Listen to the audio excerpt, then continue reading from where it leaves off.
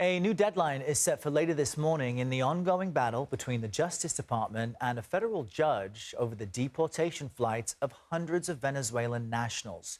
Judge James Boasberg asked the DOJ to provide more details on the deportation flights by noon yesterday.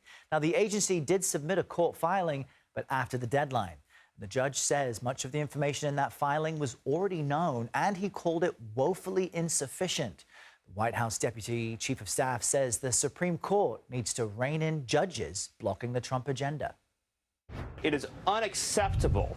It is, in fact, offensive to and an insult to democracy to keep in place a system where district court judges can order men back into women's prisons, can order diversity, equity, and inclusion back into the federal government, can order Secretary Rubio to resume foreign aid to unfriendly regimes, can order Secretary Noem to return terrorist aliens back to our country, and then we have to individually go through months and months and months of process just to get back to where we started. That is completely unacceptable. CBS News legal reporter Katrina Kaufman joins me here in Studio 57 to talk more about what really is a legal tug of war. Katrina, good morning to you. We heard from Stephen Miller there. He says it's unacceptable. Help us understand the president's position on this. The president is asking the Supreme Court to stop these nationwide injunctions. So, Errol, he doesn't want district courts to be able to implement these bans on the entire country. But I have to say there is a real irony here, because during the Biden administration, this is something that conservatives were doing.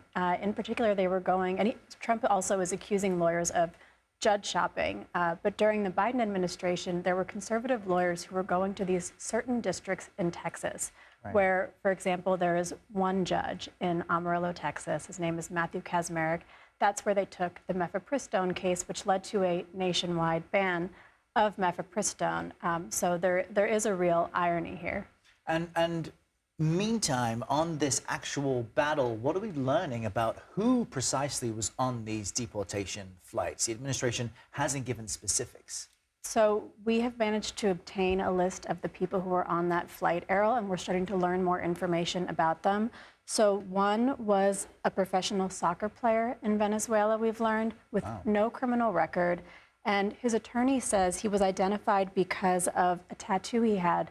But really, it's not gang-related. It was honoring the Real Madrid soccer team. He's also someone who had applied for asylum to escape political persecution here, and he was supposed to have a court date coming up in April. Sounds really unusual. So what's the next step in this case? So, as you were saying, they were supposed to file yesterday, answering the judge's questions. They've yet again sort of kicked this can down the road. The judge is clearly having his patience worn thin now, Errol. So by this morning, also he was frustrated because the person who attested to these cabinet-level decisions about whether or not they're going to try to invoke the state secret privilege was someone from ICE, which he said was just not appropriate. So they have to explain that. And he has given them until next week to let him know if they're going to invoke the state secrets privilege as well. So I'd expect within the next week we'll have a better sense of where this is going to go. Wow. Far from over. Katrina Kaufman, great to see you. Thanks for that update. Thank you, Errol.